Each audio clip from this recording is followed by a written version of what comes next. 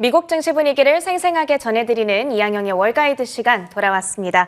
오늘도 MTN 이항영 전문위원님과 미국 시장에 대한 자세한 이야기 나눠보겠습니다. 안녕하세요. 네, 안녕하세요. 네, 오늘도 오늘 시장에 대한 분석 먼저 한번 내려볼 텐데요.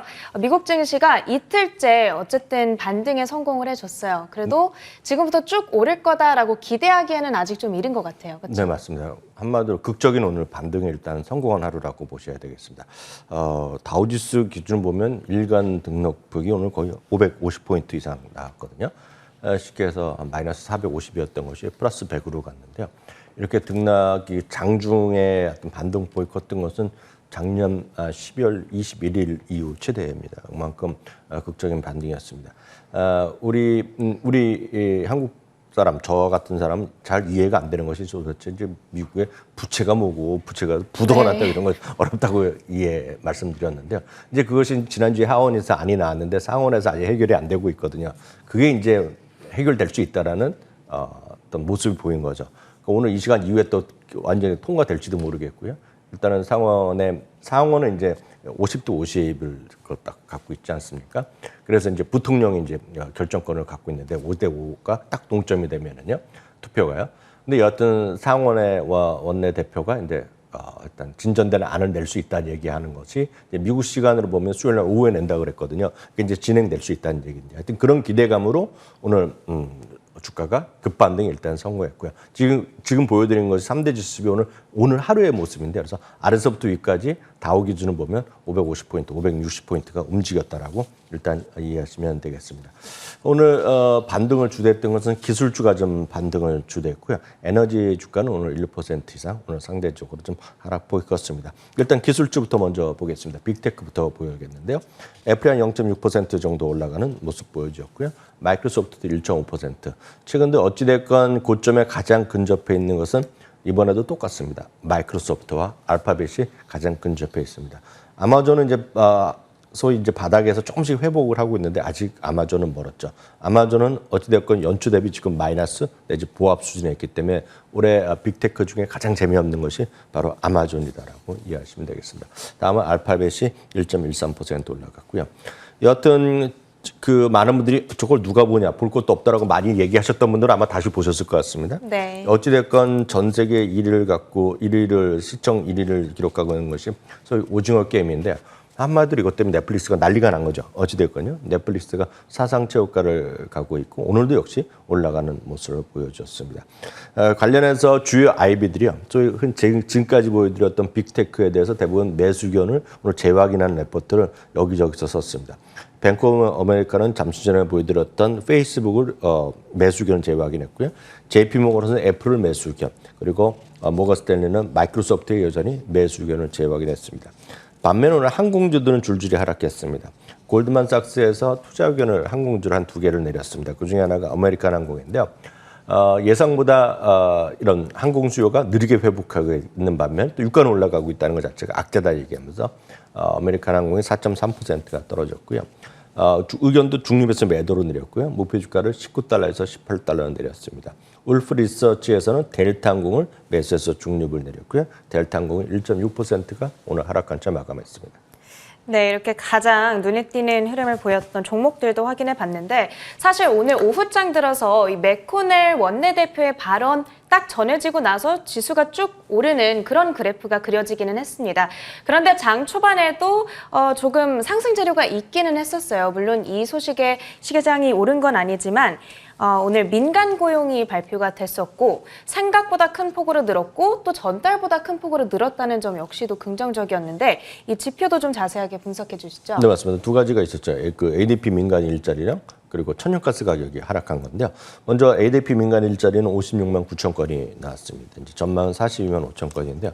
통상 이거보다 좀 더 많은 숫자가 나오는 것이 고용보고서입니다. 고용보고서는 이번 주 우리 시간을 보면 내일 밤에 나오거든요. 그러니까 이거에 대한 기대감이 좀 있다라고 보셔야 되겠고요. 천연가스가 어저께 이제 사상 최고가를 기록했다 얘기하고 여러 가지 수급에 문제 있다 얘기했는데요. 푸틴 대통령이 천연가스의 공급 확대를 발표했습니다. 이러면서 천연가스가 10% 가까이 떨어지면서 에너지 가격이 오늘 하락을 견인했다라고 보셔야 되겠고요. 유가는 소폭 밀려나는 모습 77달러 초반 수준까지 어제는 79달러 초반이었는데요. 약 2달러 정도 내려가는 모습을 보여줬습니다.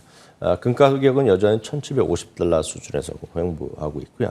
최근 들어서 이 모든 유가가 올라가네, 그리고 테이퍼링을 앞두고 있다. 그리고 아시다시피 이머징 국가들이 주가가 별로 좋지 않지 않습니까? 한국도 네네. 마찬가지.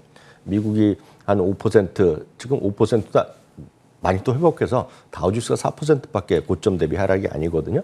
근데 한국은 은근히 상당히 많이 빠졌잖아요. 이게 이머징 마켓의 공통된 모습인데요. 그것은 결국 달러 강세를 반영하고 있거든요. 그러니까 달러의 강세가 오늘도 소폭 지속되고 있다는 것도 오늘 여러분들이 꼭 여하튼 해외 자산을 좀 관심 있게 보시면 달러가 좀 올라가고 있다는 것도 꼭 주목할 만한 요인이 되겠습니다. 네, 상품 이야기를 계속해 보면서 오늘은 비트코인에 대한 이야기도 빼놓을 수가 없겠습니다. 참 말도 많고 탈도 많은 비트코인이지만 결국에는 다시 오르면서 5개월 내 고점까지 올라와 있네요. 네, 사실 이게 비트코인은 저희가 뭐 분석할 능력도 없고 그렇게 많이 흥미를 갖고 계신 분도 뭐 많이 계시겠지만 이 방송을 보시면 그렇게 많은 관심이 없으실 것 같습니다. 여튼 5개월 내 최고치를 갔습니다. $55,000 돌파했는데요. 지난주 이제 기억하시는 분이 계시겠지만 제롬 파월 의장이 소위 암호화폐에 대해서 일단 규제할 마음이 없다, 금지할 마음이 없다는 얘기했는데요. 오늘은 이제 SEC에서도 다시 한번 그런 내용을 확인해 주면서 결국 이런 것이 어떤 의미가 되냐면 기관 투자가들이 좀 더 매수하고 매매를 할 수 있을 때 어떤 관심이 가는 분야라고 얘기하는 거죠. 특히 이제 개인 투자가들 위주로 매매가 많았던 작년 초반까지랑 작년 초반 이후에 이렇게 비트코인이 올라가고 이런 소위 가상화폐, 암호화폐를 뭐라고 표현하는 간에 그런 것도 올라가는 데는 물량이 잠기고 있다는 겁니다. 물량이 잠기고 있다는 것은 개인 투자가들도 계시겠지만 대부분의 기관 투자가들이 포트폴리오 차원에서 이제 이걸 갖고 가는 거죠. 예를 들어 이렇게 이해하시면 되겠습니다. 30년 전만, 20년 전만 하더라도 금 자체가 기관 투자가의 포트폴리오 대상이 아니었거든요. 그러니까 그런 것들이 일부 이런 비트코인이나 이런 것들을 옹호하는 사람들의 시각, 대표적인 것이 캐시우드나 탐리 같은 사람들은 기관 투자가들이 예전에는 비트코인을 쳐다보지도 않던 사람들이 이제 조금씩 늘려가고 있고 앞으로 10년 후에도 보면 상당히 많은 자산이 거기 들어가 있을 거라는 얘기를 하거든요. 그러니까 그런 사람들은 내 시각에 따르면 잠긴다는 거죠, 물량이. 그러니까 그런 얘기를 하는 사람들이 이렇게 비트코인 가격이 올라가면 항상 그런 소위 얘기가 반복돼서 나오는데 오늘도 그런 요인이었고 말씀드렸던 기관 그런 미국에서 비트코인 자체 거래를 금지하는 거. 이게 왜 나왔겠습니까? 중국에서 금지했잖아요. 근데 미국은 그렇지 않다라는 것을 확인해 주면서 좀 안도하는 그런 것들이 좀 보여줬다라고 보셔야 되겠습니다. 그러다 보니 이제 주시장으로 굳이 들어가면 코인베이스 이런 것들이 이제 당연히 이제 되겠죠. 당연히 이런 것들은 거래가 많아지고 가격 올라가면 수수료가 비싸지는 것은 뭐 우리나라 주식시장랑 똑같다라고 보셔야 되겠는데요. 오늘 4.2%가 올라갔습니다. 마침 골드만삭스에서 매수견을 재확인했고요. 목표 주가도 $306를 확인한 것이 오늘 그런 관련 흐름이 되겠습니다. 네, 그 밖에도 다양한 뉴스에 따라서 움직였던 종목들이 굉장히 많이 있거든요. 하나씩 분석해 보도록 할 텐데 저는 사실 미국에 사는 친구들 통해서도 BNPL이 이렇게 핫하다는 거를 느끼지는 못하고 있어요. 그런데 이 종목을 통해서 BNPL 시장이 지금 이렇게 뜨겁구나 하는 걸 체감하는 것 같습니다. 어펀부터 살펴주세요. 이게 BNPL하면 그 용어가 익숙한 용어가 아닙니다. 지금 그래서 많은 분들이 당혹스럽고 이해가 좀 안 되실 수 있는데요. 쉽게 얘기해서 여러분들이 그 우리나라에서 말해요. 우리나라에서 마트에 가거나 아니면 어디서 조금 뭐 어디 물건을 이제 쇼핑하러 가면 뭐 지하철이나 택시 탈 땐 그렇지 않지만 그 물건을 사러 가면 저는 이제 매번 느낍니다. 아마 그거를 물건을 파는 그런 어떤 회사, 가게 그런 그 마트 입장에서 보면 고객들한테 항상 그 소위 프로토콜 같이 하는 말이 있습니다. 몇 개월이냐고 하는 말을 대부분이 다 물어봅니다. 그러니까 몇 개월 하실게요? 할래요? 무이자? 뭐 이렇게 항상 물어보는데 저는 이제 개인적으로 이제 할부를 안 하기 때문에 그렇지만 상당히 당혹스럽습니다. 근데 그게 대부분의 경우에는 제가 봤을 때는 프로토콜입니다. 그대로 그냥 합니다. 몇 개월이요? 하실래요? 뭐 이렇게 하면 항상 답하는 사람들이 3개월. 아니 3개월 우리나라 무이자 통상적으로 다 하니까 아니면 그냥 일시불로 이렇게 많이들 하실 걸 아마 이 방송을 들으신 분들도 많은 분들이 제 말씀을 공감할 것 같습니다. 그것은 무슨 말씀을 제가 돌려서 얘기하냐면 그만큼 대한민국은 그런 할부 시장이 활성화되어 있는 거고요. 그 할부를 누가 제공하냐면 여러분들이 카드를 갖고 있어요. 여러분 보시면 뭐 우리가 됐건 삼성이 됐건 뭐 하나가 됐건 그 카드 발행한 곳이 있죠. 그러니까 비자나 마스터카드가 절대 그걸 하는 것이 아니라 그거를 은행 있죠. 우리나라 은행. 그거를 발행한 곳에서 딱 그 업무를 하고 있습니다.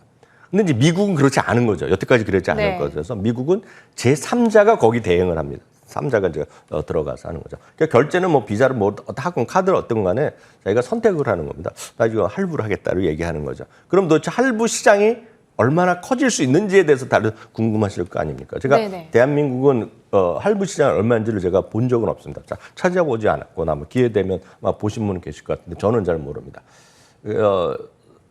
호주가 먼저 시작했습니다. 호주가 그래서 애프터페이 뭐 이런 거 얘기 나왔던 거 아닙니까? 네네. 호주는 미국 전체 결제에서 10%를 갖고 있습니다. 할부 시장이요. 근데 미국은 이제 시작한 겁니다. 물론 이제 페이팔이 자체적으로도 한 것도 있고 기존에 조금씩 한 것도 있지만 활성화돼 있지 않았던 겁니다. 그래서 여태까지 미국에서는 예를 들어서 1,000불짜리 사더라도 대부분의 경우에 돈이 없으면 $50만 냅니다. 그러면 $950는 우리나라도 리볼빙 서비스 많이 하시는 분 계시는데 별로 없습니다. 우리나라 할부가 있기 때문에. 리볼빙 되면 이자를 많이 받아가잖아요. 네네. 그래서 그런 거 대신에 이제 할부, BNPL이란 말이 거기서 어려운 것이 아니라 지금 사고 돈은 나중에 난다 이런 거죠. 그래서 그걸 해주는 것이 업펌이나 애프터페이나 뭐 최근에 뭐 다른 곳에서만 추진하고 있고 페이팔이 이미 자체적으로 하고 있던 것들이 많이 있었는데요. 그 시장이 얼마냐면 호주가 10%입니다. 10%. 전체 결제 시장에서. 네. 미국은 고작 3%입니다. 3%. 아직 갈 길이 멀다는 거예요. 3%이기 때문에 제가 늘 그런 거를 강조할 때 말씀드리지만 시장이 엄청나게 커질 수 있다는 겁니다. 이게 50% 갈지 100%까지는 안 가겠죠. 그렇지만 호주만 보더라도 호주까지만 가더라도 3배가 가는 거거든요. 그러니까 거기에 주목하고 있다는 겁니다. 그런데 예를 들어 A라는 곳에 그 백화점에 갔더니 그런 할부를 안 해주는데 B라는 백화점, B라는 동네 어떤 마트에 갔더니 할부를 해준다. 그럼 어디 가서 사겠냐는 거죠. B를 가야겠죠. 그거 때문에 지금 이게 난리가 나는 거죠. 그래서 업펌이 지금 먼저 그 아마존이랑 한 다음에 오늘 업펌이 발표한 것이 타겟가도 하겠다 얘기한 거 아닙니까? 네네. 그러니까 그런 것들이 오늘 호재로 작용했다라고 이해하시면 이해가 될 것 같고 주가는 얼마나 올라갈지 모르지만 제가 말씀드렸던 호주는 10%인데 미국은 3%다. 이것만 기획하시면 여러분들 판단에 도움이 되실 것 같고요. 최근 어찌되었건 많은 곳에서 이제 새로운 있던 약이 나오고 그러다 보니 먹는 약이 나오다 보니 좀 재미없는 거 백신 재미없을 수밖에 없는 거 아닙니까? 그러니까 머크나 이런 데서 하고 파이자도 뭐 한다 이렇게 하니까 모더나는 그 얘기 없지 않습니까? 백신 아닌가. 그러니까 모더나가 오늘도 9% 떨어졌고요. 어저께 이제 시간에서 많이 올랐지만 팔란티가 오늘 정규중에서 1.6% 정도 올라갔습니다. 코스트코는 이제 매달 이제 실적을 이제 큰 실적, 뭐 동일 점포 매출을 발표하는데요.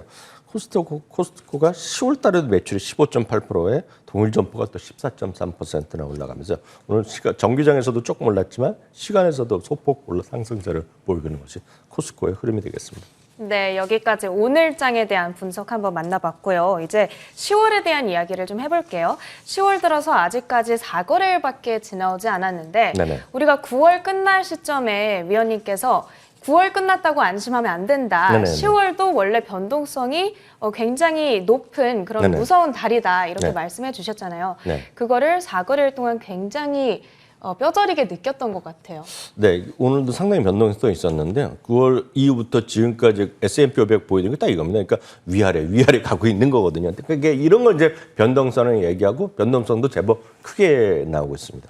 그래서 다시 한번 보여드리지만 9월 달은 연간을 보면 가장 안 좋았던 달이고 그렇게 진행됐습니다. 그러면 과거에 몇 달 정도가 1년 12개월 중 몇 번 정도가 떨어졌냐면 최근 한 70년도 정도의 경험을 보면 5월 달도 소폭 좀 마이너스 났었고요. 2월 달도 뭐 아주 조금 떨어졌고요. 9월 달이 한 1% 정도 떨어졌는데 지난달 이제 떨어졌습니다. 10월 달도 플러스 났어요. 경험적으로 보면 통계 보면 0.4% 올랐지만 상승 확률이 60%로 아주 높지는 않다는 걸 보여드리겠는데요. 그럼 이제 그 그림을 하나 보여드리겠는데요. 그러면 2020년 이후에 그거를 매일매일 기록이 있기 때문에 이 그림을 이해하시면 편할 것 같은데요. 아래 그림 있지 않습니까? 진하게 나온 실선인데요. 이게 뭐냐면 1990년부터 2020년까지요. 지금 30년 동안의 S&P 500의 흐름입니다. 그러니까 과거에 이제 매일매일 주가가 통계가 있기 때문에 그대로 그릴 수가 있는데 그게 보시면 말씀드렸다시피 9월에 좀 재미 좀 없었고요. 10월 달에도 초반 좀 조금 하다가 10월 중순 좀 약간 재미 반등하다가 10월만 다시 흘러내려서 사실 저 그림 중에서 제일 낮은 수치가 있지 않습니까? 그게 딱 10월 31일입니다. 그러니까 10월 30일이 경험적으로 10월에는 제일 안 좋았던 날이기 때문에 지금은 그게 너무 큰 기대를 하기에는 어렵다는 것을 역사적으로 보여주고 있는데 어찌됐건 지금 오늘까지의 그래프가 제일 위에 빨간 선이거든요. 그러니까 물론 과거의 통계를 그대로 쫓아가지 않겠지만 그냥 위아래에서 흐름을 보면 너무 지금 10월 초반 중반까지는 너무 큰 기대를 하시면 안 될 것 같다 그래서 확인 한 번 더 해드렸습니다. 네, 알겠습니다. 자, 이제 다음 주면 3분기 실적 시즌 개막을 앞두고 있는데요. 저희가 내일에는 이번 실적 시즌의 주된 체크 포인트가 뭔지 이 시간 통해서 짚어드리도록 하겠습니다. 지금까지 미국 증시에 대한 판단 이항영 MTN 전문위원님과 함께했습니다. 고맙습니다. 네, 저희 굿모닝 글로벌 역시도 여기에서 인사드리도록 하겠습니다. 저희 유튜브 채널 월가워즈 들어오시면 미국 주식에 대한 다양한 분석, 더 재미있고 편안한 분위기 속에서 풀어드리고 있으니까요. 많이 들어오셔서 구독과 좋아요 눌러주시길 부탁드리겠습니다. 저희는 내일 이 시간에 다시 찾아오겠습니다. 고맙습니다.